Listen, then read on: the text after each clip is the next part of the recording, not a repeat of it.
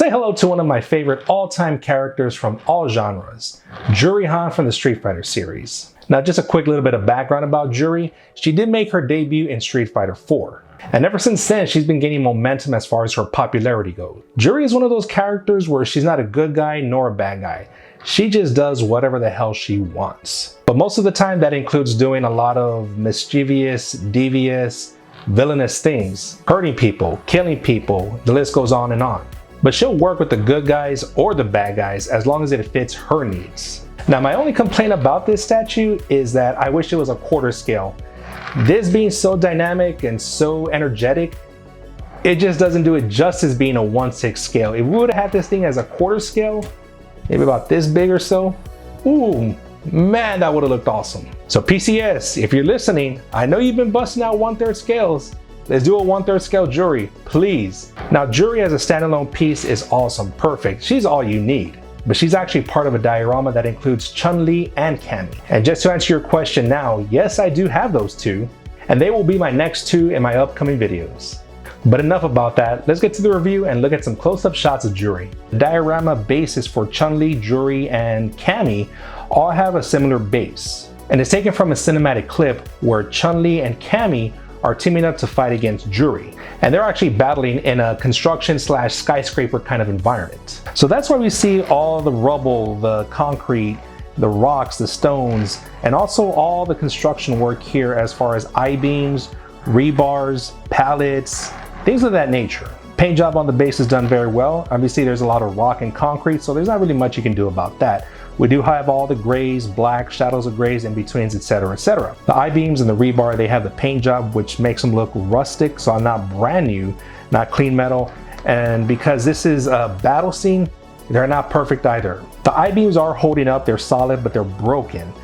The rebars, obviously we can see that they're bent, they're broken, and just a lot of chaos going on in this base, which makes sense because in the diorama to put together, all characters are engaged in battle. But even as a standalone piece, the base here does really emphasize that chaos, carnage, and destruction that Juri is known for.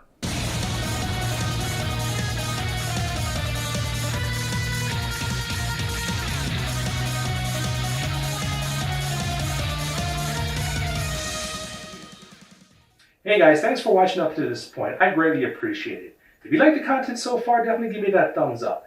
And if you haven't subscribed, definitely do so. It doesn't cost you a dime, but it helps me out tremendously. Juri has her signature outfit on here from the Street Fighter 4 game. She does have a different outfit in Street Fighter 5 and a different one, kind of reminiscent of this one in Street Fighter 6. But from her 3 signature looks, this one has always been my absolute favorite. Juri's fighting style is Taekwondo, which makes her the perfect rival for Chun-Li. Taekwondo definitely emphasizes power hits, especially with the legs, so definitely lots and lots of kicking involved. And Chun-Li's fighting style is Kung Fu. So when these two go into battle, you better believe they're trying to one-up each other. Juri is wearing 2 sets of pants here, one underneath and the one that's over, which is the more obvious one. The one underneath here, we can see it's a pink, almost like pink leggings, and she wears these loose pants over them, almost kind of look like chaps in a sense, just because they do have that gap right here in between the thighs. Now there is a lot of texture work throughout the statue, which give it a more sense of realism. Some examples being the material used to make her belt. We definitely see that leather look throughout the belt, wrapped around her multiple times. And right here on her gloves, her arm bands, where we do see that leather work right here at her wrist and right at the top where she puts them on. And Juri's belt buckle here is a skull where the straps are going through the eyeballs. And that's a perfect accessory for the type of personality Juri has. And the pants here do have texture work to really bring out the emphasis on the fabric. The paint job throughout the statue is done very well. Now the pants here are not just a solid white, they do have blends of different colors in there. So what I'm seeing are a little bit of very light browns, kind of shadings and shadows of blues.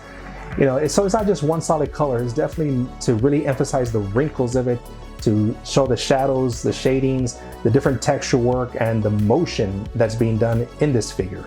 Her halter top is wrapped around her neck and it's obviously covering the front of her. But what straps it back is all these different black straps that meet in the back right in the middle, showing off a spider. So it definitely gives me that Venom vibe, except the spider symbol is not in the front, it is in the back of her. Juri's portrait is definitely the highlight of this statue.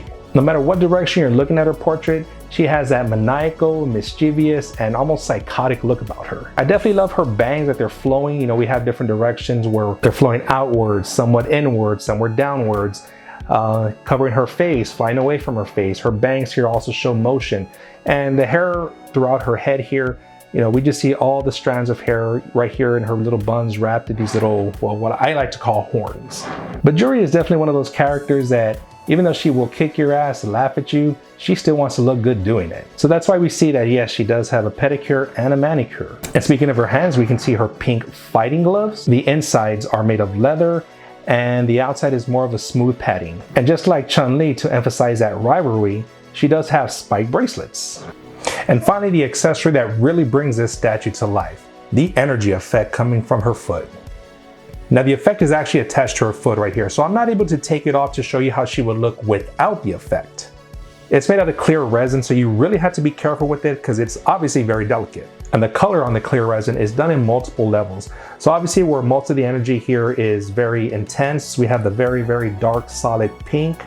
And as it goes, it fades and fades more into clearer and more clearer. Now without the energy effect, we would assume that Juri is just doing a straight thrust kick. But because of this, we can see that it's actually somewhat of a roundhouse kick that she's doing. If you take a look at the symmetry of Juri's body, her leg is straight, but her waist, her hips are not lined up. She's actually twisting, and of course we can see that this leg is coming around, obviously, and her body's contorted. So you know she's at the end of a roundhouse kick of some type. And you know with Juri, this is not just a simple roundhouse kick, it is something that will knock you out. As I mentioned before, there are multiple textures with Juri here. So the addition of this clear resin energy effect really makes it stand out. So it goes without saying that I have no complaints about this statue, other than I wish it was a 1/4 or even a 1/3 scale statue. But I'll let you know what you guys think about this Juri statue here. So leave your comments down below, hit that like button if you like this video, subscribe if you haven't, and as always, collect what makes you happy.